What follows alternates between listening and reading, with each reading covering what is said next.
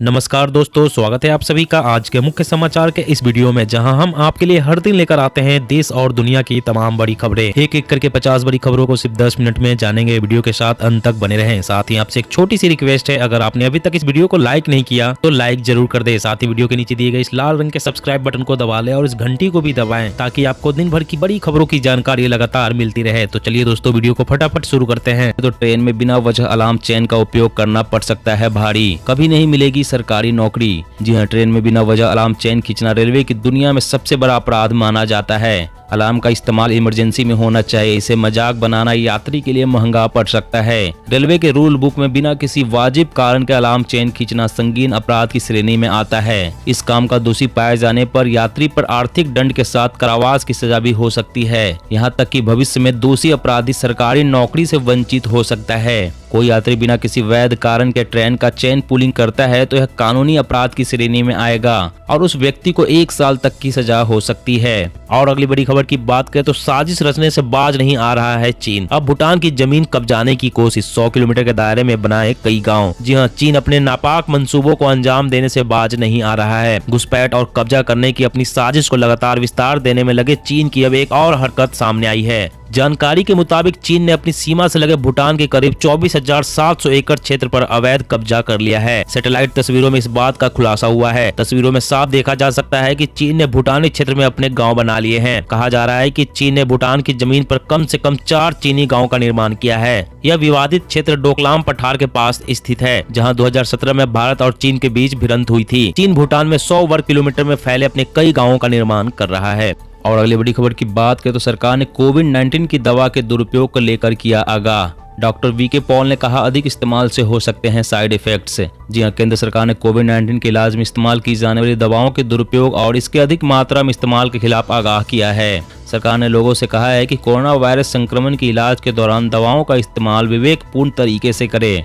नीति आयोग के सदस्य doctor VK Paul ने प्रेस कॉन्फ्रेंस में दवाओं के दुरुपयोग और इसके अधिक मात्रा में इस्तेमाल पर चिंता जताई। उन्होंने कहा कि आम आदमी को पता होना चाहिए कि राष्ट्रीय प्रोटोकॉल, आयुष और मुख्य धारा के प्रोटोकॉल के तहत सटीक इलाज की एक सूची है और हमें उसी तक सीमित रहना चाहिए। पिछली लहर में दवाओं के अधिक मात्रा में इस्तेमाल के कारण बहुत से संख्या में लोगों में गंभीर साइड इफेक्ट्स देखने को मिले थे। और अगली बड़ी खबर की बात करें तो वन नेशन वन डेटा, जन्म मृत्यु रजिस्ट्रेशन एक्ट में संशोधन पर सरकार की पूरी तैयारी। अब कैबिनेट के पास जाएगा बिल। जी हां, डिजिटाइजेशन के दौर में अब देश वन नेशन वन डेटा के लिए तैयार हो रहा है। केंद्र सरकार जन्म मृत्यु पंजीकरण कानून 1969 में संशोधन की प्रक्रिया लगभग पूरी कर चुकी है। संशोधन के बाद एक ही तारीख पर हर राज्य में यह कानून प्रभावी हो जाएगा। नया कानून लागू होने के बाद न सिर्फ जन्म और मृत्यु का पूरा डेटा केंद्रीय स्तर पर जमा होने लगेगा, बल्कि इस डेटा के आधार पर एनपीआर, आधार, ड्राइविंग लाइसेंस और पासपोर्ट समेत दूसरे डेटाबेस भी अपडेट हो जाएंगे। नए कानून के बाद पूरे देश में जन्म मृत्यु पंजीकरण का फॉर्मेट एक हो जाएगा। अभी हर राज्य में यह डेटा और जारी होने वाला प्रमाण पत्र अलग अलग होता है। साथ ही इसका सीधा फायदा यह होगा कि केंद्रीय योजनाओं के पात्र लोगों की मॉनिटरिंग केंद्रीय स्तर पर हो पाएगी। और अगली बड़ी खबर की बात करें तो वैश्विक स्तर पर वायु प्रदूषण बन रहा अस्थमा का कारण। पेट्रोल डीजल के कम इस्तेमाल से हो सकता है स्थिति में सुधार। जी हाँ, वायु प्रदूषण पूरे विश्व के लिए एक बड़ा संकट बनता जा रहा है। इसके बढ़ने के कई कारक है और उस पर नियंत्रण के लिए तरह तरह के उपाय भी किए जा रहे हैं, लेकिन वाहनों की दिनों दिन बढ़ती संख्या के कारण यातायात से जुड़े प्रदूषण भविष्य की पीढ़ी पर गंभीर खतरा उत्पन्न कर रहा है। एक नए अध्ययन में बताया गया है कि यातायात संबंधी प्रदूषण की वजह से विश्व भर में करीब 20 लाख बच्चों को अस्थमा हो सकता है। शोध में पाया गया कि नाइट्रोजन डाइऑक्साइड बच्चों में अस्थमा का खतरा पैदा कर रहा है और यह समस्या खास तौर पर शहरी क्षेत्र में ज्यादा है। और अगली बड़ी खबर की बात करें तो छोटे कारोबारियों को मिलेगा 50 लाख रुपए तक का लोन। वह भी 30 मिनट में ऐसे करना होगा अप्लाई। जी हाँ, छोटे कारोबारियों को अगर जल्दी में लोन मिल जाए तो उनका बिजनेस और चोखा चलता है। जी हाँ, छोटे कारोबारियों को अगर जल्दी में लोन मिल जाए तो उनका बिजनेस और चोखा चलता है। छोटे कारोबारियों की सबसे बड़ी टेंशन पूंजी होती है और इसके लिए उन्हें बैंक या फाइनेंस कंपनियों के चक्कर लगाने पड़ते हैं। इनकी परेशानी को देखते हुए फेडरल बैंक ने एक लोन स्कीम शुरू की है। यह लोन स्कीम सूक्ष्म, लघु और मध्यम उद्यम से संबंधित है। इस एमएसएमई लोन स्कीम के तहत कारोबारी जल्दी में 50 50 लाख रुपए तक का लोन ले सकते हैं। इसमें कोई कागजी कार्यवाही नहीं होगी और लोन का पूरा प्रोसेस ऑनलाइन होगा। फेडरल बैंक का दावा है कि उसके प्लेटफॉर्म के माध्यम से कोई भी कारोबारी महज 30 मिनट में 50 लाख रुपए तक का लोन ले सकता है। और अगली बड़ी खबर की बात करें तो कच्चे तेल की कीमतों में गिरावट, आने वाले दिनों में कम हो सकती है पेट्रोल डीजल की कीमतें। जी हां, इंटरनेशनल मार्केट में कच्चे तेल की कीमतों में गिरावट देखने को मिल रही है। कच्चा तेल इस समय $80 के नीचे आ गया है। कच्चे तेल के दाम कम होने से पेट्रोल डीजल के दामों में कमी आ सकती है। ओपेक प्लस देशों ने हाल ही में कच्चे तेल का उत्पादन बढ़ाने की बात कही है, जिसके बाद कच्चे तेल की घटती कीमतों का फायदा पेट्रोलियम कंपनियां आम जनता को देती है। पेट्रोल डीजल की कीमतों में प्रति लीटर 2 से 3 रुपए तक की कमी हो सकती है। हालांकि अगर आने वाले दिनों में डॉलर के मुकाबले रुपए कमजोर होता है तो पेट्रोल डीजल का सस्ता होना मुश्किल हो सकता है। ओमिक्रॉन के खिलाफ बेअसर होंगे आइसोलेशन और लॉकडाउन, नेचुरल इम्यूनिटी से मिलेगी सबसे बेहतर सुरक्षा, एक्सपर्ट की राय।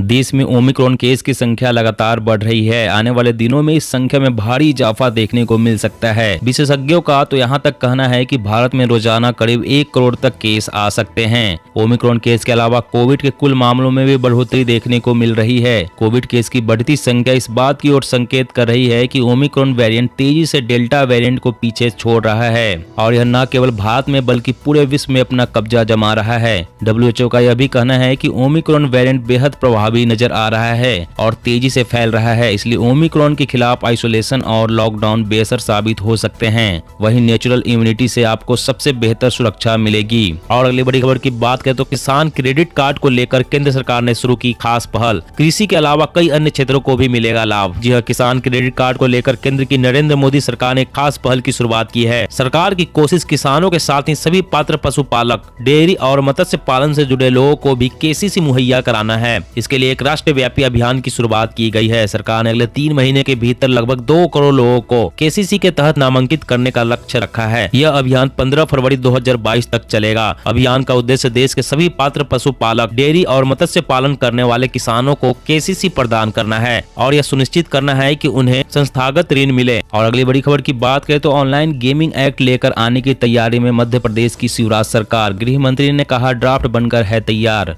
जी हां, मध्य प्रदेश में ऑनलाइन गेमिंग के चक्कर में बहुत से युवा और बच्चों की जान चली गई है। इस बात को ध्यान में रखते हुए सरकार ऑनलाइन गेमिंग पर नियंत्रण के लिए जल्द ही एक्ट लाने जा रही है। गृह मंत्री की माने तो राज्य सरकार ने इसका ड्राफ्ट भी तैयार कर लिया है। इससे ऑनलाइन गेमिंग से जुड़ी गतिविधियों को नियंत्रित किया जाएगा। कानून अमल में आने पर ऑनलाइन गेमिंग संचालित करने वाली कंपनियों पर शिकंजा कसा जा सकेगा।